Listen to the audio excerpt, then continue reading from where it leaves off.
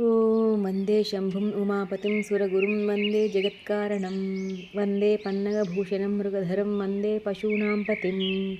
वन्दे सूर्यशशाङ्कवह्निनयनं वन्दे मुकुन्दप्रियं वन्दे भक्तजनाश्रयं च वरदं वन्दे शिवं शङ्करम् ॐ वन्दे शम्भुम् उमापतिं सुरगुरुं वन्दे जगत्कारणं वन्दे पन्नगभूषणं मृगधरं वन्दे पशूनां पतिं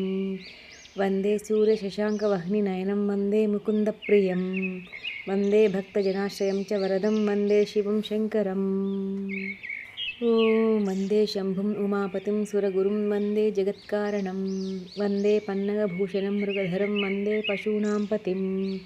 वन्दे सूर्यशशाङ्कवह्निनयनं वन्दे मुकुन्दप्रियं वन्दे भक्तजनाश्रयं च वरदं वन्दे शिवं शङ्करम् ॐ वन्दे शम्भुम् उमापतिं सुरगुरुं वन्दे जगत्कारणं वन्दे पन्नगभूषणं मृगधरं वन्दे पशूनां पतिं वन्दे सूर्यशशाङ्कवह्निनयनं वन्दे मुकुन्दप्रियं वन्दे भक्तजनाश्रयं च वरदं वन्दे शिवं शङ्करम् ॐ वन्दे शम्भुम् उमापतिं सुरगुरुं वन्दे जगत्कारणं वन्दे पन्नगभूषणं मृगधरं वन्दे पशूनां पतिं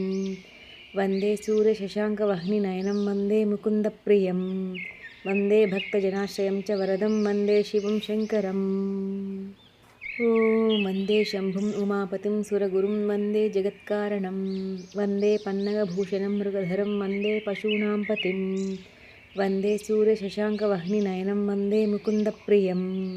वन्दे भक्तजनाश्रयं च वरदं वन्दे शिवं शङ्करम् ॐ वन्दे शम्भुम् उमापतिं सुरगुरुं वन्दे जगत्कारणं वन्दे पन्नगभूषणं मृगधरं वन्दे पशूनां पतिं वन्दे सूर्यशशाङ्कवह्निनयनं वन्दे मुकुन्दप्रियं वन्दे भक्तजनाश्रयं च वरदं वन्दे शिवं शङ्करम् ॐ वन्दे शम्भुम् उमापतिं सुरगुरुं वन्दे जगत्कारणं वन्दे पन्नगभूषणं मृगधरं वन्दे पशूनां पतिं वन्दे सूर्यशशाङ्कवह्निनयनं वन्दे मुकुन्दप्रियं वन्दे भक्तजनाश्रयं च वरदं वन्दे शिवं शङ्करम् ॐ वन्दे शम्भुम् उमापतिं सुरगुरुं वन्दे जगत्कारणं वन्दे पन्नगभूषणं मृगधरं वन्दे पशूनां पतिं वन्दे सूर्यशशाङ्कवह्निनयनं वन्दे मुकुन्दप्रियं वन्दे भक्तजनाश्रयं च वरदं वन्दे शिवं शङ्करम् ॐ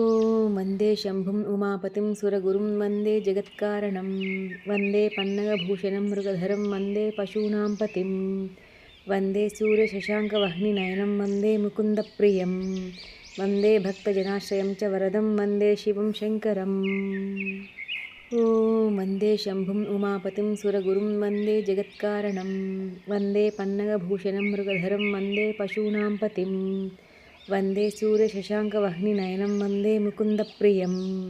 वन्दे भक्तजनाश्रयं च वरदं वन्दे शिवं शङ्करम्